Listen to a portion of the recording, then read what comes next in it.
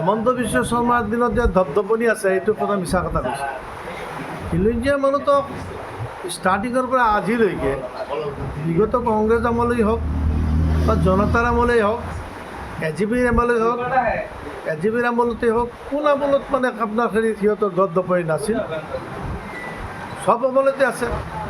আৰু তাৰ ভয়ত মানে মিয়া মানুহ হেৰিত সোমাইছে, গাঁতত সোমাইছে, সেইটো কোৱা এজন মুখ্যমন্ত্ৰীৰ অনুচিত। এইটো তেখেতে ক'লে নহ'ব নহয়। সব মিয়া তাৰ ভয়ত কিয় গাঁতত সোমাব, কি কাৰণত সোমাব? তেওঁ কোন হয়? অসমৰ মুখ্যমন্ত্ৰী আজি আছে, এই চকীত ইমান দপদপনি আছে। কালি যেতিয়া তৰুণগড়ৰ নিচিনা অফিচ চকীটো নাইকিয়া হৈ যাব, প্ৰফুল্ল মহন্তৰ নিচিনা চকীটো নাই হৈ যাব, তেতিয়াই তেখেতৰ দপদপনি ইয়াত খাটিব নেকি? তেখেতে আজি যিবিলাক লেংগুৱেজ ব্যৱহাৰ কৰি আছে, যিবিলাক ৱাৰ্ডিং কৰি আছে, এটা জাতিৰ প্ৰতি যিটো ব্যৱহাৰ কৰি আছে, কালি এই চকীৰ পৰা যদি গুচি যায় তেতিয়া এইবিলাক কথা নকয়। তেওঁৰ এটা উদ্দেশ্য হ'ল যে আকৌ কেনেকৈ অসমৰ মুখ্যমন্ত্ৰীটো হ'ব পৰা যায়, আৰু মানে সেইটোৰ কাৰণে তেওঁ হি কেন গ' টু এনি এক্সটেণ্ট, হি কেন গ' টু দ্য এনি এক্সটেণ্ট। অসমৰ বৰ্তমান মুখ্যমন্ত্ৰী পাৱাৰৰ কাৰণে চব ক'ব পাৰে, চব কৰিব পাৰে, নকৰা কোনো কথা নাই। যেনেকৈ তৰুণ গগৈৰ ল'ৰা গৌৰৱ গগৈৰ লগত লাগিলে, এতিয়া 10 ছেপ্টেম্বৰততো দেখিলোঁ মানুহটো ৰেডি হৈ আছিল, কি হয় কি হয়, কিন্তু এতিয়া দেখা গ'ল একোৱেই নহয়। এজন সাংসদৰ ওপৰত SIT গঠন কৰা যিটো প্ৰক্ৰিয়া, এইটো এই যিটো প্ৰক্ৰিয়া, এই প্ৰক্ৰিয়াটো সম্পৰ্কত কি ক'ব?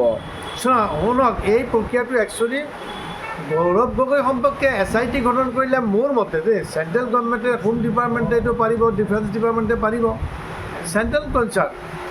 আৰু মানে যেনে তেনে মানুহ নহয়তো। গৌৰৱ গগৈ অসমৰ 10টা মুখ্যমন্ত্ৰীতকৈ ওপৰত আছে, সঁচা কথা ক'বলৈ গ'লে। আজি পাৰ্লামেণ্টত অপজিশ্যন লিডাৰৰ পিছত ডিপুটি লিডাৰটো মানে গৌৰৱ গগৈ। তেখেতৰ সম্পৰ্কে মোৰ ভালো কোৱাৰ দৰকাৰ নাই, বেয়া কোৱাৰ দৰকাৰ নাই। He is not my man, I have nothing to say against him on behalf of him, yes, because he is not my man, but he is a good parliamentarian. After independence from our state, only Gaurav Gogoi, we can proud about Mr. Gaurav Gogoi, though he belong to Congress party. I am not a congressman, but as a man belong to this state. It is all concerned must know that Gaurav Gogoi is a first parliamentarian after independence from our state. গতিকে তেখেতৰ বিৰুদ্ধে এই SIT গঠন কৰা ষ্টেটে কৰিছে, এইটো মোৰ বোধেৰে মানে ষ্টেট গভৰ্ণমেণ্টে তেখেতৰ ওপৰত একশ্যন ল'বই নোৱাৰে নেকি। আৰু এইটো ডাইৰেক্টেড বাই ইউনিয়ন গভৰ্ণমেণ্ট। আজি SIT গঠন কৰি ডাইৰেক্ট যদি কিবা পাইছে, তেতিয়া তেখেতক যদি ক'ৰবাত সোমাই দিব লাগে, এইটো ইউনিয়ন গভৰ্ণমেণ্টৰ কনচাৰ্ণত হ'ব লাগিব। কিন্তু তেখেতে এইটো কেনেকৈ কি কৰিলে, মানুহক উদ্ভৱ বনাইছে।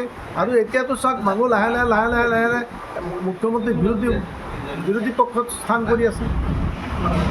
আজি উজনি অসমৰ আজি কলিয়াবৰৰ পৰা যদি পূবফালে উজনি অসমত বিজেপি খহি যায়, বিজেপিটো ক্ষমতাত অহাৰ টান হৈ যাব। আৰু এনেকুৱা মানুহ এজন মুখ্যমন্ত্ৰী হৈছে, স্বাধীনতাৰ পিছত কিমান মুখ্যমন্ত্ৰী গ'ল, মানে এনেকুৱা মানে পাতল লেংগুৱেজ ব্যৱহাৰ কৰা মুখ্যমন্ত্ৰীটো আজিলৈকে হোৱা নাই অসমত। আৰু মিয়া তেওঁৰ বয়স কিয় গাঁতত সোমাব?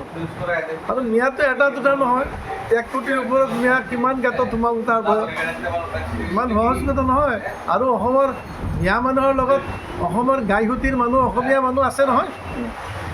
অসমীয়া মানুহ অসমত যিমান দিনলৈকে থাকিব, অসমত মিয়াবিলাক সিমান দিনলৈকে জীয়াই থাকিব। এইটো কাৰো ৰাজনৈতিক ষড়যন্ত্ৰত মানে অসমীয়া মানুহ ভুল নাযায়। অসমীয়া জানে, অসমীয়া কাষ্ট হিন্দুসকলে জানে, মেইন হুতিৰ মানুহবিলাকে জানে যে অসমত মিয়াসকলৰ অৱদান কোন কোন ক্ষেত্ৰত আছে। এই কথাটো অস্বীকাৰ কৰিব নোৱাৰিব নহয়। আজি যিটো অসম দেখিব পাইছে, এই অসমটো তেতিয়া নাছিল নহয়। এতিয়া 5 টকীয়া ট্ৰেইনৰ টিকেট দি মানুহ ইয়াত আহিছিল, সেইটো সময়ত এই ৰূপহীৰ বজাৰটো এনেকুৱা নাছিল।